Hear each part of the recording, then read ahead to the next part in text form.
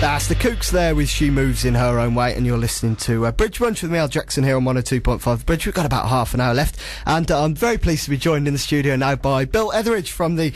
I am saying that correctly, aren't I, Bill? You are, yeah. Excellent. From the Black Country branch of the campaign against political correctness. I suppose to kick off, could you give us a kind of brief idea about who you are? Obviously, you're fairly kind of a politically active individual, it seems. So perhaps tell us a little bit about who you are, Bill. Yeah, thank you, and good morning to you and everyone else. Absolutely. I am politically active, and have been now for the last couple of years, particularly. Prior to that, I spent 20 years in the steel industry. Okay. I'm back in the steel industry as my day job now. But I became one of those people who was getting more and more angry. I'd see the television news every night with things going on that were nothing to do with me, nothing to do with my views. I'd go out and I wouldn't be allowed to say the words I want to say, give the opinions I want to say. The health and safety would be taking over everywhere. You know, I'd be in the steel trade. We'd be told to wear little plastic hats when we got 5-ton coils above us on a crane. Believe me, if one of them dropped on your head, there might be a plastic hat left. There wouldn't be much left of you. So, you know, silly things that were going on around me, and I just thought, well, rather than just bursting a blood vessel with rage at this, I'm going to try and do something. So the campaign against political correctness, which is kind of a national kind of group, what actually is the campaign? Well, the group itself was started off 6-7 years ago by a lady called Laura Midgley, who's based down in London. And, you know, being completely straight about it from the beginning, she's to do with the Conservative Party. Yeah. However, the group itself is cross-party. But it began from a Conservative, so you know, we're not going to fib about that. Laura, I met Laura some time ago. She's a great lady, particularly quirky and eccentric, and she enjoys the campaign. They do some great things dotted around the country, but they've got nothing in the Midlands. Okay. So I volunteered and said, look, let's do something in the Black Country. I know Black Country people can be pretty strong on this kind of thing. So that was your kind of prompt, really. You saw that there was no kind of branch here. I assume there may be kind of branches across... different branches across the country, or it's dotted around. I mean, there's the mayor of Doncaster ran on a campaign against PC ticket. If you like. And he won, obviously, and he was supported by the campaign. And then you'll have a few people in various parts, but it's mainly in London. And what they want, and I think it's a great idea, is to spread it out across the rest of the country, rather than everything being centred in London all the time, which I think, like a lot of people, I'm pretty annoyed about. So do you have kind of, are you kind of fairly formalised group? I know it's in its kind of infancy. Have you got a particular sort of plan of action, if you like, for how you want your campaign to run? Well, we aren't a formal group. I mean, I tend to chair it, but that's simply because I'm the one with the biggest mouth. People come along and they can say their piece.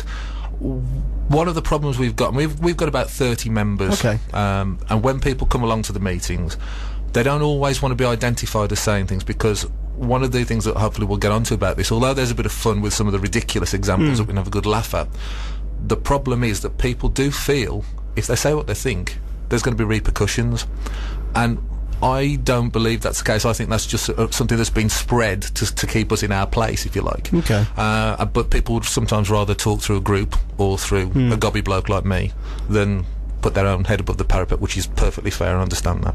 I know you've brought along a little kind of piece which you say sort of sums up, if you like, the kind of ethos of the group or your kind of foundations. I know you were keen to kind of have a read us out, so feel free, go ahead. Yeah, I mean, this is about the one formal thing that's about the group, and I've said it a few times when we've had meetings and so on, and it sums up a lot of what we're about. It's called the Patriot's Prayer, although it's not a prayer, and it's by a lady called Irene Denyer. And it said, "This precious island country, this verdant land sublime, its strength, its laws, its charity, have stood the test of time. No foreign land could break you or bend you to its will, nor puppet slave could make of you, or alien ways instill. England, oh my England, again you stand alone, to save your soul, your freedom, your honour and your throne. Awake, you folk of England, this war will shed no blood, but envy, greed, vindictiveness will drown you in its flood. Arise then, dear youth of England, your hands yet hold its fate, and change the way the tide now flows, before it is too late." Now, a lot of our members aren't youth by any means, but, you know, I think you get the impression there that what we're saying is, you know, we've got to stand against this tide of people telling us what to do. Okay. As an example, perhaps, as something that your group focuses on, I found a post somewhere on the web which is just after your first meeting, I believe. I did have a look and I haven't been able to kind of find it since, so I'm not sure where that's gone. But it was basically a list of topics which were discussed at the first meeting. One of the items was, as far as I can remember, kind of a commendation, if you like, of a scale back of translation services, and I think it was in Wolverhampton Council. Is that kind of something which your group kind of looked to support, if you like, and why? Yeah, I think it was raised as because we're all acutely aware, and as your previous conversation was all about, there are spending cuts going to be going on, and they're going to get pretty deep and pretty painful.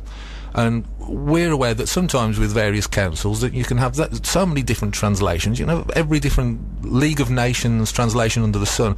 There are figures out there which, you know, I haven't got on me at the moment, which costs hundreds and hundreds of thousands of pounds across the board. And I think it actually was raised as well by Baroness Varsi at some point as well, that there's so much money spent on this.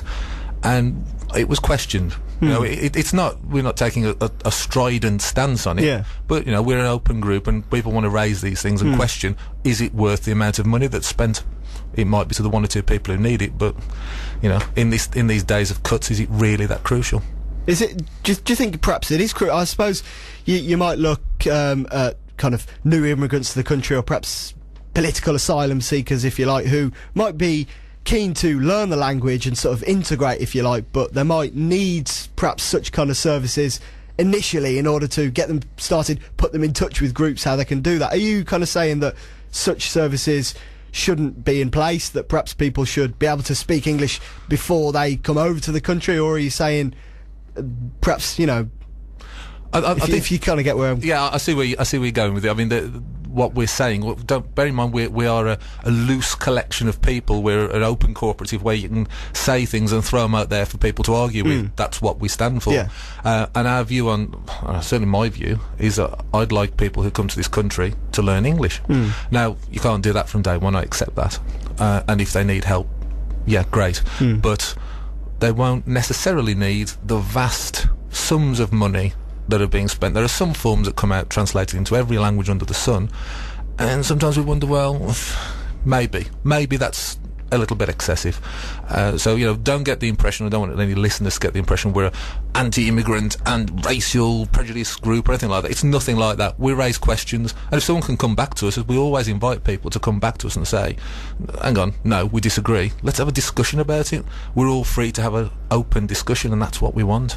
Well, studio at thebridgeradio.net if you want to get in touch and raise a couple of questions. We've had a couple in already which I want to raise shortly, and 821025 is the telephone number, 01384 821025 if you want to get in touch. I want to get perhaps into a bit more of the detail about sort of what political correctness is in a second, but you mentioned the kind of tie-up with the Conservative Party with the campaign against political correctness, and I believe, was it this week that it was kind of confirmed that, I know you've stood before as a kind of candidate and will be doing again, I believe, in the May 2011 elections, is that correct? Yeah, I'm standing Pensnet and Brackmore, but the main thing is really I'm standing in those elections as a Conservative. Yeah. My personal views are I'm very strongly against political correctness, and I'm open there for anyone to see what I'm about. But in those particular council elections, and let's be fair, a lot of the time with council election you're more concerned about the nitty-gritty of daily life than overall ideas and so on. I'm standing under that banner. The campaign against PC is something, again, separate, you know, and we welcome anyone of any political complexion. I've got some great friends who are at the campaign who are UKIP. We've got people who from the Labour Party who are talking about coming along. We'll see if they do. And they're more than welcome. No Liberals yet, but, you know, maybe that's to be expected. I guess as a prospective candidate, are you kind of expecting to sort of bear the brunt, if you like, of people's anger? Perhaps, as we say, it's not going to be until December until we find out, and maybe for a few years, the true extent of kind of what the cuts are going to be locally. But are you kind of, you'll be standing under the Conservative banner, are you, and obviously we're currently ruled in Dudley by Conservative Council, are you kind of expecting to be kind of bearing the brunt of people's anger to an extent? I expect to get some fairly straightforward comments, which is what I got last time when I stood in St Thomas's, and I that's why I do it. I want to be on the doorstep to people, talking to them. If they've got a problem, if they're unhappy about something, it's got to be better that they raise it. Have a go at me if you like, I don't mind, we'll talk about it straightforward, than just thinking, they're all the same, they don't care, they just go on their merry way. I want to show that I'm different, and if you don't agree with me when I'm on your doorstep, tell me, and we'll talk about it. And then if you still don't agree with me, fair enough, but at least I'll have had a go at having a chat with you. Well, we're talking to Bill Etheridge from the Black Country branch of the Campaign Against Political Correctness. We'll take a very short break. Political correctness. We've had an email in from Jeffrey Paddock, who says, greetings, I've seen lately notices like beware falling conkers and danger acorns on floor. Is this the result of overzealous officials in fear of being sued, or has the public been indoctrinated by the adverts on telly saying I was given the wrong sort of ladder into thinking there's an easy money to be made? The average person wouldn't use the wrong blooming ladder in the first place. Let us hope that David Cameron gets rid of this stupid culture. Basic safety at home, workplace and schools, etc. is essential, but common sense should prevail. Keep up the good work, Bill. Jeff in Wordsley. So I'm kind of under the impression, I don't know if this is correct, that sort of being PC, if you like, is about maybe trying to kind of minimise the offence maybe that you cause to different groupings of people. But we always kind of hear, and I know the Express and Star article after your first meeting was this kind of health and safety kind of thing. What is the kind of correlation between perhaps political correctness and health and safety? I guess what I'm kind of asking is, what's your kind of definition, if you like, of political correctness? Okay, well, you can be said that political correctness is trying to be polite and not offend anyone, and we would all, I'm sure, rather not offend someone.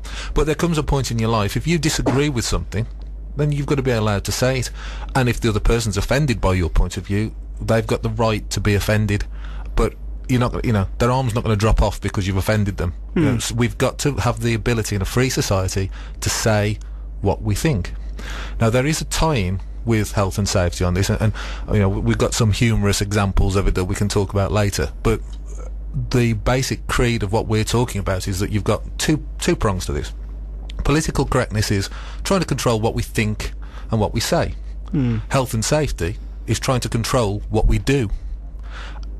Overall, you've got control and less freedom due to this. Some of the examples that are mentioned, conkers dropping on your head and things like that, or falling off your wrong ladder, that's down to the compensation culture. People are frightened of being sued, and sometimes you'll see decisions by councils across the country, and they say, oh, crikey, what are they on about? They are worried, quite rightly, that they might get sued. Now, hopefully, David Cameron, with Lord Young, who's doing the review on the whole situation, is going to try and bite into that. But sometimes we've got to be aware, we can easy to have a go at someone for making a decision, but they are actually concerned about being sued, which is part of the culture we need, all of us, I think, to try and fight against. I suppose on the one kind of prong, not the health and safety one, but